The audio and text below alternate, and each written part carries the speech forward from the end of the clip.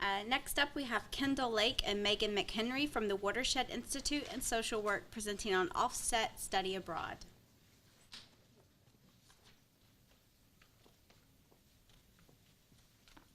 Okay, thank you, Jennifer. I'm Kendall Lake. And I'm Megan. Nice to see y'all here. How many people here have studied abroad or wish to study abroad? Awesome. Yeah, I've been fortunate enough to study abroad myself and loved every minute of my experience. In January of last year, I spent 14 days with Indian students at the Sri Ram College of Commerce in New Delhi, India. There were new foods, new places, and new experiences with amazing people I'll never forget.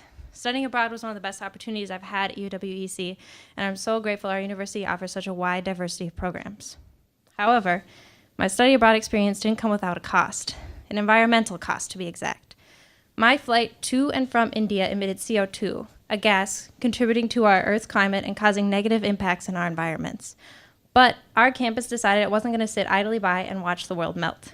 In 2008, the University of Wisconsin-Eau Claire signed the American College and University President's Climate Commitment. By signing this, we agreed to reducing our carbon emissions. I was a part of the team collecting campus emission data, and we quickly found transportation to be one of the largest emission sectors. Roughly 400 UW-EC students lived out their dreams by studying abroad this past academic year.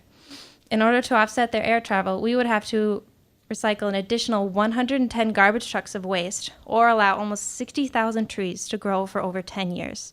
Think about that impact for a second. We don't want students to stop studying abroad because, as Megan mentioned, the experience changed her life. So we partnered together to develop and introduce a program that would allow students to continue studying abroad while simultaneously working toward the university's goal of carbon neutrality. The proposed program would entail establishing a mandatory $10 fee per study abroad student, which could then be matched by the university to have a total contribution of $20 per study abroad student to go towards purchasing their carbon offsets. I know some of you in here may not know what carbon offsets are, but they're really quite simple. When you put money towards carbon offsets, you're putting money towards programs that encourage sustainable initiatives and cancel out carbon emissions at the same time. Things such as planting trees or capturing methane at landfills. Now, this is twofold. We want to help the university reach its goal of carbon neutrality, and we also want to allow students studying abroad the opportunity to give back and contribute to a greener world. So we want to establish a successful program that not only allows us to track the emissions emitted in students' flights, but also what we're offsetting through the offset program. That way we can see what works and what doesn't, and we can continuously improve. If the university truly wants to promote its international education without sacrificing its value of sustainability, then getting behind this carbon offset program is the best way to accomplish those goals. Thank you.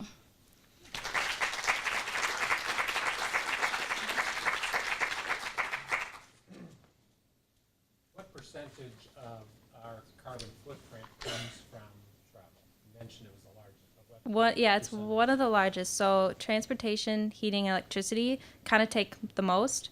Transportation, I think, takes about 33%, and then about 25% for the other two. So one of the biggest ones, but as years go on, it changes. Do you know how much of that is due to study abroad versus Yep. all the times I'm driving to Madison? Yeah. Study abroad is about 2,000 metric tons of CO2. Yeah, I think it was like about 25 to 30% of the transportation sector itself. So the rest could be from employees commuting. Right, to campus. exactly. Yeah, all sorts of things. Yeah. Thank you.